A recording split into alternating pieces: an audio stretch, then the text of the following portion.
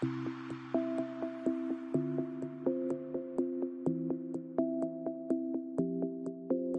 I'm Tony Russo, and this is In Case You Missed It by Kates-Boylston for the week ending Friday, September 19th, 2025. Lots to get to this week, more than I'm going to be able to. So again, let me encourage you to subscribe to Funeral Service Insider, the newsletter, which is delivered to your inbox technically weekly. On Thursday, we send the whole thing out, but every Sunday we make the articles available online if you just can't wait till Thursday to see what's going on. And this, the full report will be out on Sunday.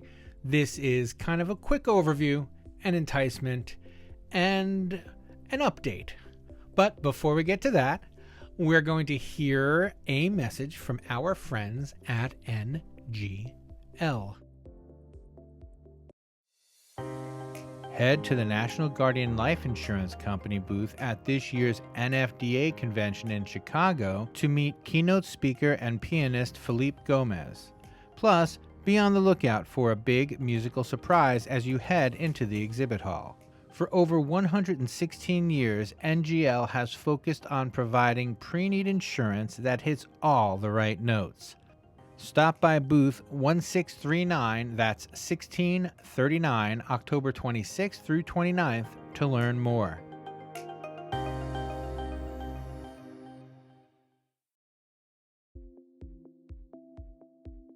This first one is really kind of tough for me personally to report.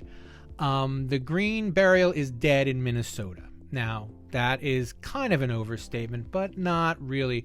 There was a report this week. It was a feature story on how green burial is popular, blah, blah, blah. We've seen these stories all before. Two things, though. They talked to people who I've already covered. Three people who I've already covered. Two people who are still in the funeral industry. The first person that they spoke with that I covered was Colin Maxon, and he and his wife bought a funeral home not too long ago, and we did a first generation story on him. And then the folks at Mueller Memorial, who we featured Taylor Johnson from, actually, when she was promoting green burial there. And one of the things that she did, and she was on the podcast, actually, if you're a regular listener, you've probably heard her show, but she was helping arrange out-of-state terramation for people who wanted it but couldn't because the Minnesota legislature is incapable of understanding how funerals work. So once upon a time, I did a story on Matt Connell, and that story will be linked in the show notes. And there were 3 or 4 people near him who didn't like the idea that he was going to open a conservation burial ground. And I spoke with one of the legislatures, one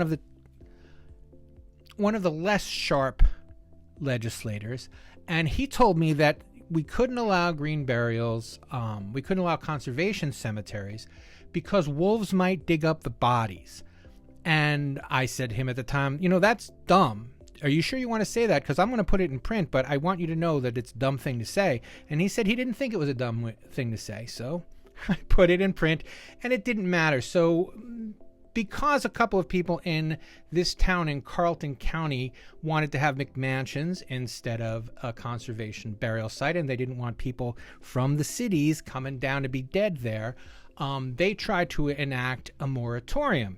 The moratorium failed in court because it was stupid, and so they got this guy who's afraid of wolves to pass a 2-year ban on all green burials on all new green burial cemeteries in Minnesota. During those 2 years, apparently Matt gave up and went home, which is too bad. So there won't be that conservation cemetery. I hope he puts up the ugliest buildings he can get his hands on that property.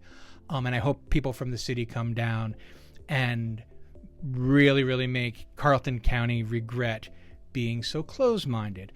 But now that they've got their teeth into it, these folks at the legislature don't know what to do because these 4 people who didn't know what they were started something, and they're trying to figure out now how to legislate green burial in Minnesota. We've also reported on the fact that they're trying to keep Muslims from being buried in Minnesota. So Minnesota's got got its hands full with putting people in the ground who aren't Christians who are going into boxes. And hopefully, as the year goes on, this story will get better. I don't have a lot of high expectations. I'm going to do some actual reporting on it over the next couple of weeks, but this story broke recently, and I just wanted to pass it along because I have been covering it for quite some time. I think the first time I spoke with Matt was in 2023. It could have been one of the first stories I did. It could have been either at the end of the year when I first started or at the beginning of the year when I first started. But we'll put a link to all the relevant stories, the Muslim cemetery that they were trying to ban, and the conservation area they were trying to ban, and the guy who thinks wolves go around digging up dead bodies. We'll put a link to that in the show notes if you're interested in checking out all these stories. And good luck to Mr. Maxon. Good luck to Mr. Mueller. I hope that they don't keep you from doing green burials, because that's the other thing. The original proposal was that there could be no more than, I think it was 300 bodies an acre, and they had to be at least 100 feet from any water source at all. And it's just not doable. So the bill to regulate them failed. So I don't know what that means, and I guess we'll have to look into that. But anyway, that's all on that. It was just a depressing read, and I wanted to share it with you because like I said, I've done features on people in Minnesota. The funeral directors all seem pretty nice, but I've never spoken with a legislator that wasn't the other sponsor of the bill, who I spoke with. She said she didn't know what the bill was about. She was just going along, and neither of the legislators knew that technically Muslims and Jews undergo green burial. It is so solipsistic there. But anyway, like I said, link in the show notes. Hopefully better reporting, but not this week. There's more bad news to follow. This story is not really so much bad as it is a harbinger of uncomfortable press for the next couple of months. It is the first of a 4-part feature in Esquire magazine covering all of the shenaniganizing that's been going on in Texas. And it starts with Broussard and Major Mortuary, which I reported on. Again, one of the early stories I reported on they just keep coming back. Javian Major, and I think I'm saying his name right, has been accused of mishandling bodies, of being dishonest about whether or not people have been cremated. He has been accused of forgery, and he has had his license revoked. But beyond the license revocation, there hasn't been any real monetary or legal comeuppance yet, although there are still cases pending.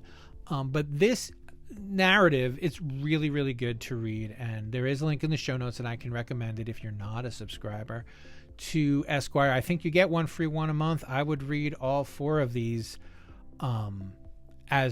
as they come out, because this first one sets it up like things are functional in Texas, right? So this is a person who got away with. Now, you remember one of the accusations against the Texas Funeral Service Commission has been selective inspections. And this is a case where after enough complaints, they were able to, deduce that he should lose his license. But the story sets it up like this is going to be a long form thing. And I know a little bit about long form nonfiction. And if this is going to be a 4-month story, then it's probably going to be a book.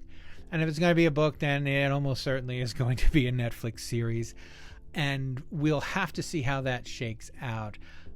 This month's story ends with the dismissal and lawsuit of, Scott Bingaman, who lost his job at the hands of Kristen Tips and the rest of the Texas Funeral Service Commission. And that set off a whole other wave of complaints about Ms. Tips and about the way the Texas Funeral Service Commission did business. It made the Texas Funeral Service Commission close down essentially its website so that no one can verify any of the things that they do or say. It's a really weird time to have technical difficulties, but that is what's going on. So again, I can't recommend the story. The reason the story is important, especially if you're a funeral service professional, if you're a director, if you're an owner, is it shows you how deeply these kind of things affect people. Not that you don't know, but to hear what it's like for these families to just not know, where their loved one's body is, not know what happened to the real cremated remains, given that they got whatever it was, cement or ashes. It's worth reading just for the human factor, but also, and I've said this occasionally in the past, an opportunity to talk to your local newspapers. So if a newspaper calls and says, hey, what's this Texas thing like? It's a great time to talk about the way that you guys do business, the way that you keep track of bodies, the way that you handle pre-need insurance, and the way that you're above board and forthright, and I'm going to talk about this in another story later on, but in the more than near future, it's increasingly important for funeral directors to be able to connect with their communities in ways that have been maybe unthinkable for funeral directors of the past. But it's a new world, and we just had a webinar on it, which is what I'm going to talk about. But that is why this is worth reading. It's worth reading to get a sense of the story, and then to be able to comment on it intelligently should you be asked. And if you're not asked and you have something to say that you think your community needs to hear about this case, you can reach out to them. That's what they tell us as authors, right? Every time you see a news story, reach out and say, hey, I wrote a book about this and I'm an expert. It's the same thing. You're a funeral director. You can reach out to your local news and say, hey, I am an expert at this. I think that I can provide some insight that you might not be able to get elsewhere. That not only goes a long way toward solidifying your image in the community, it also gives you the position of respect that you deserve as someone who's paying attention to what's going on in the industry at large and who is taking it seriously and thinking about it seriously. So anyway, link to that story in the show notes. It is an excellent read, and I can't recommend it highly enough. I don't want to provide too many spoilers, but this week we had a webinar featuring Aaron Butler of DomaniCare, who talked about how to use not how to use social media, how to be, I'm not nuts about the word, but a content creator as a funeral director. On an upcoming episode of FSI, the podcast, I'm going to speak with the folks at PIMS, and we're going to talk about their experience having a social media influencer / mortician as their graduation speaker. And then I'm going to share with you a little bit of this coverage from People magazine of Eileen Hollis, who is a funeral director and influencer. And she didn't set out, according to the story, to be an influencer. She just took people through their everyday as a funeral director on TikTok. And there wasn't anything loud or brash or invasive. Just, this is me. This is what my day looks like. And it went viral. One of the things that we talk about, that we discussed in the webinar, and link to the webinar in the show notes, by the way, and you can download that and watch it at your leisure for just the cost of your email address. Again, didn't mean for it to be a commercial, but I figured I'd give you the heads up. She just did what we said, what Aaron Butler said to do at the webinar, which is just take people around your funeral home and show them what you do. What he pointed out, and what I pointed out, and what I'll probably continue to point out, this seems like the theme of the winter, is that you don't need 10 million views. I think it's awesome that Ms. Hollis went viral, and I'm sure that she thinks it's awesome, but she's not going to be handling, unless she decides to go on a speaking tour, and we discussed that. Do you want to be a speaker? Because you can do that with TikTok or with Instagram or any of those things. But like for myself, I just use it to say, hey, I'm a writer. This is the stuff I wrote. You should go look at it. And I think, again, and this is according to Aaron Butler, that's the other thing that funeral directors could be doing, is just reaching out to your community. If you get, I think the example we used was 500 locals to see your videos, that's way better than going viral. That is 500 people who reasonably could come in for a funeral, as opposed to 10 million, only several hundred of whom could reasonably come in for a funeral. So check out the link to the People story in the show notes. It's a nice little story. It's fine. But more important, I gotta recommend you take a look at this webinar that we just put out, because that is really, really timely. And of course, looking forward to sharing with you all the things that I discussed with the folks at PIMS about their experience with social media and how they're thinking about it for their students for the future. But no spoilers here. Otherwise, you won't listen to my next show. So that show actually won't be out until early October, I think. But link to everything else in the show notes. This is just a little quick notification, I guess. I mentioned last week that Carriage had purchased a bunch of funeral homes just like they promised. And as soon as that story went out, they bought some more. So Carriage is continuing to buy funeral homes in Florida. I'm not going to report on it weekly, but I will probably provide an update when I do the Carriage earnings call in another, I guess it's going to be another month and change before Carriage does their earnings call. But if you're not following Carriage on social media, you're welcome to. They are really doing big moves, and it's really just like they promised. So it'll be interesting to see how their bottom line looks in the first quarter of 2026 after they get these. I mean, I think that they're all expecting a significant bump, going from essentially the same number of funeral homes for the last year and a half to several major purchases in September. So, and there could be more. So I'm not gonna read them all off. There have been some. There may be more, and we'll just wait until it's October to see what Carriage's September was like. Still, there's a link to their press release in the show notes if you'd like to check it out. New Jersey has become the latest state to make terramation legal.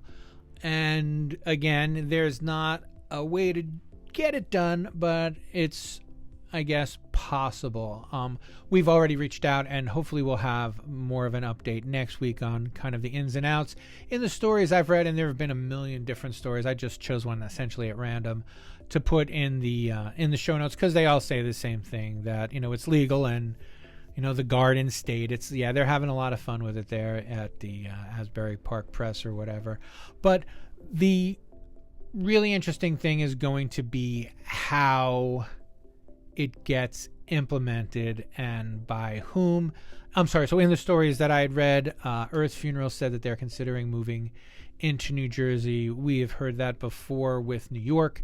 So between New York and New Jersey, they may end up coming out east. But right now, there's nothing that I've seen that's been locked down. But again, hopefully I'll be able to update this report with something a little more definitive next week. But for now, there's a link to the reporting that has been done so far in the show notes. The Las Vegas funeral home, McDermott's Funeral Home and Cremation Services, we've reported on them before. They've been accused of body mishandling, and a family has filed a lawsuit against them now after authorities removed 146 bodies from the now closed business because of unsanitary conditions. But here is the thing. The law that governs this says that bodies have to be cremated in a reasonable amount of time. And now everybody's turning into Clarence Darrow and asking what, quote, reasonable, unquote, means, as if there was ever a number that Las Vegas could have put down that would have changed the outcome of this confusion. Here, the family says they purchased cremation services with an expected 7 to 28 day time frame. The body wasn't cremated until 46 days after the death. So is 29 days a reasonable amount of time? 29 days to cremate a human person seems like too long. I could be way off base here, and I would love to be corrected in the comments or by email. You can reach me, arusso@kbpublications.com. But I think that 46 days is way out, right? So I don't know if it makes sense to talk about what a reasonable amount of time. It's reasonable to do your job as efficiently as possible. It is unreasonable to not. But again, there's a link to the story in the show notes, and we'll follow this as it goes along. I would be interested, though, to hear if you would like to tell me anonymously, like, setting COVID aside, like, what does a real backlog look like? Is there ever really a backlog where you have a body stored for 30 days, for 28 and a half days, for 28 days and 12 hours? Is that common? Is it uncommon? Again, outside of COVID and mass casualties and awful things. Regular old year with only the normal amount of tragedy. I would love to know if 28 days seems reasonable or if it seems a little long. But anyway, there's a link to this in the show notes, and I would love your responses. And that will do it for this week. In Case You Missed It by Kates-Boylston is a Kates-Boylston production. It was written and edited and videoed by me, Tony Russo. Please subscribe wherever you're listening now. If you click on the link in the show notes that says follow, it will bring you to a page to show you all of the potential podcatchers. You choose yours and you will be subscribed. Alternatively, open up the podcatcher of your choice on your phone and type in Funeral Service Insider. We're the only podcast with that name, so we should come up right away. And you can follow us there. That will get you the shows as they come out. And we've got a bunch of great shows coming up over the next couple weeks that are already done. Like I said, we're gonna talk to the folks at PIMS. That's gonna be great. We have a nice interview with Jess Wakefield that I'm looking forward to releasing, and the continuing conversation over how and the best ways to use social media and the best ways to talk about not using social media with your employees, with your students, with your friends and relatives. Everyone needs to know. But that'll do me for this time. We will check in with you next time.